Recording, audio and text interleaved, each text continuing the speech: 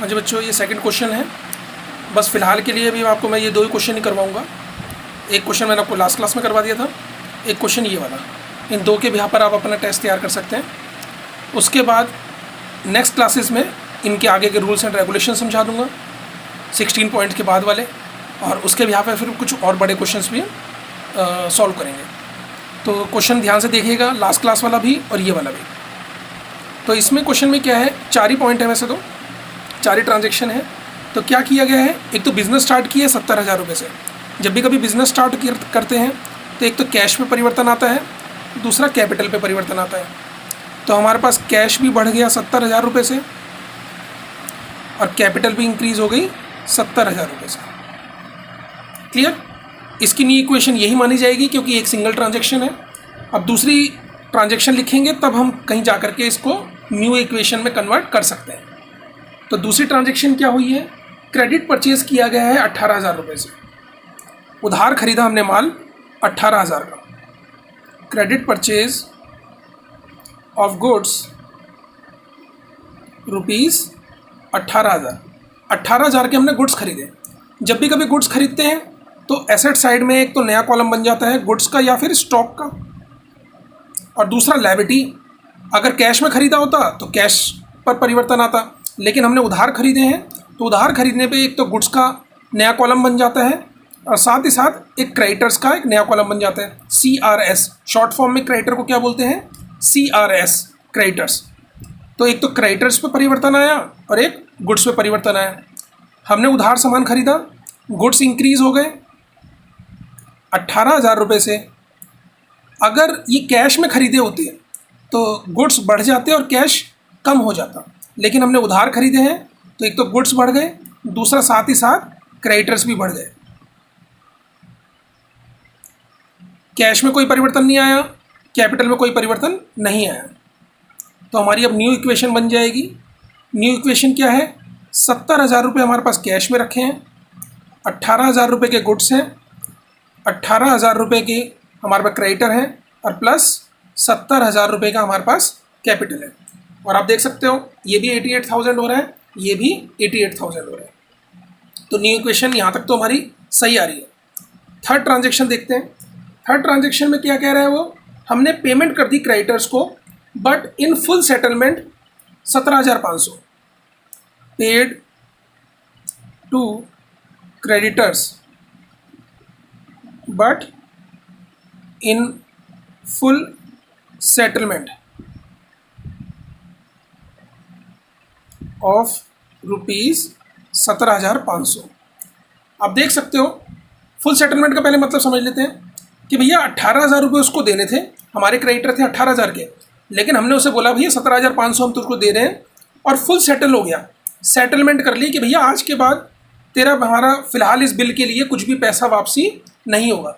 मतलब 18,000 के बदले हम 17,500 दे रहे हैं। 500 रुपये ऐसा नहीं कि हम बाद में देंगे, वो ख़त्म हो गया मामला।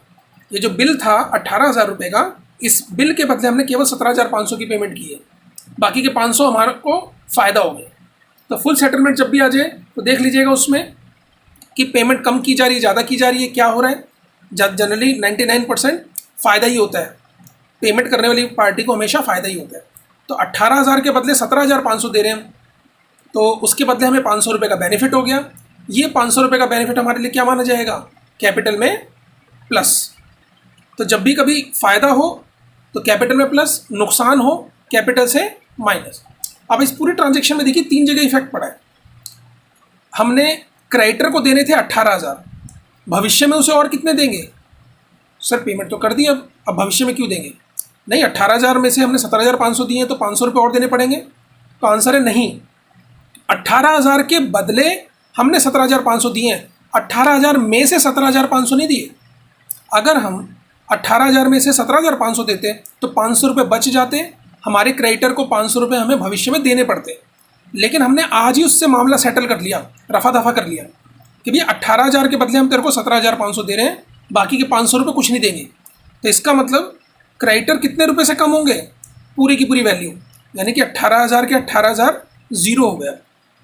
क्रेडिटर के 18,000 देने थे, अब भविष्य में उसको हम एक भी रुपया नहीं देंगे, तो क्रेडिटर की वैल्यू कितने रुपये से माइनस हो जाएगी, पूरे के पूरे 18,000।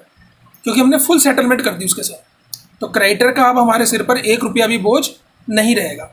तो 18,000 में से हमने दिए कितने वो अलग बात है, 18,000 के बदले हमने फुल सेटलमेंट कर दी, तो हमारे क्रेडिटर की वैल्यू पूरी की पूरी 0 हो गई। 500 रुपये का हमें बेनिफिट हो गया। 500 रुपये का बेनिफिट हुआ क्योंकि 18,000 के बदले हमने 17,500 दिए, तो 500 रुपये कम दिए, तो ये हमारे लिए बेनिफिट है, प्रॉफिट है। तो प्रॉफिट क्या करते हैं, कैपिटल में प्लस। लेकिन साथ ही साथ हमें कैश भी तो पेड करना पड़ा, तो कैश कितने रुपए से कम हो गया, 17,500 से। जब भी कभी क्रेडिटर को पेमेंट की जाएगी तो क्रेडिटर कम होंगे, साथ ही साथ कैश भी कम होगा।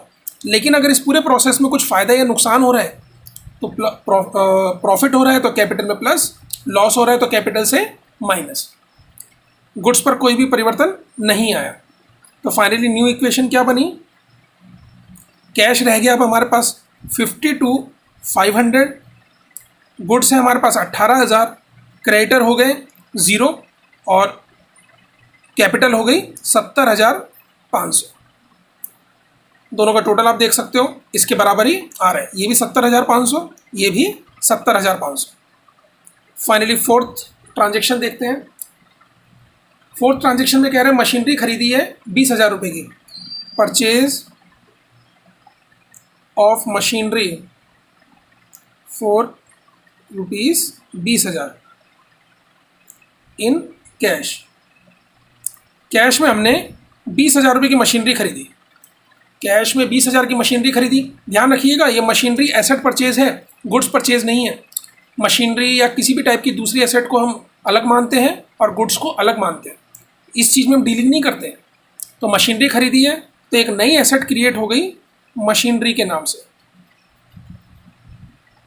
मशीनरी के नाम से एक नई एसेट बन गई। तो मशीनरी आ गई हमारे पास 20,000 रुपये की। जिस तरह से लास्ट क्वेश्चन में मैंने आपको फर्नीचर खरीदना बताया था कि फर्नीचर का एक नया कॉलम बनाया था हमने, तो इसी तरह से मशीनरी खरीदी है तो मशीनरी का भी एक नई एसेट आ गई हमारे पास। नई एसेट आ गई मशीनरी के नाम से 20,000 रुपये से। अगर गुड्स खरीदते हैं तो गुड्स में प्लस करते हैं, लेकिन अगर गुड्स के अलावा कोई भी दूसरी एसेट खरीदेंगे तो हमें नया कॉलम बनाना पड़ेगा। तो मशीनरी खरीदी 20,000 रुपये से, तो 20,000 रुपये की एसेट बढ़ गई, लेकिन साथ ही साथ हमारे पास कैश भी कम हो गया 20,000 रुपये से। गुड्स पे कोई परिवर्तन नहीं आया, क्रेडिटर पे कोई परिवर्तन नहीं आया, कैपिटल पे कोई परिवर्तन नहीं आया। तो फाइनली न्यू इक्वेशन क्या हो गई है, कैश रह गया हमारे पास 32,500, गुड्स हैं 18,000 के और 20,000 रुपये का मशीनरी है हमारे पास। और ये तीनों चीज़ें किसके बराबर हैं, क्रेडिटर है हमारे पास 0, कुछ भी नहीं है क्रेडिटर, और कैपिटल की वैल्यू है 70,500। इसके नीचे डबल लाइन डालेंगे, उसके बाद इसका टोटल करेंगे।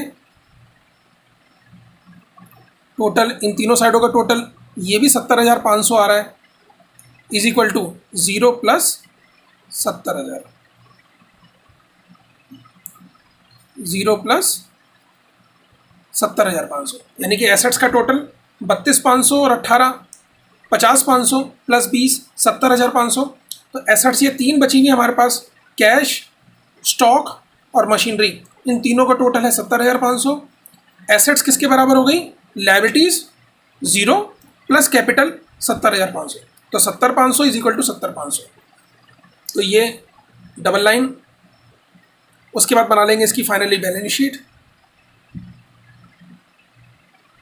एज ऑन डेट डाली जाती है, लेकिन अभी फ़िलहाल कोई डेट नहीं है क्वेश्चन में, तो ऐसे ही डैश डाल दीजिए। इस साइड आ जाएगा लायबिलिटीज़ प्लस कैपिटल अमाउंट, इस साइड आ जाएगा एसेट्स और अमाउंट। लायबिलिटीज़ में आपके पास क्रेडिटर थे जिसकी वैल्यू निल है, 0 हो गई है, बस फाइनली कैपिटल बचा हुआ आपके पास 70,500। एसेट्स में आपके पास तीन चीज़ें हैं, कैश 32,500, गुड्स या स्टॉक कुछ भी लिख सकते हो 18,000 और मशीनरी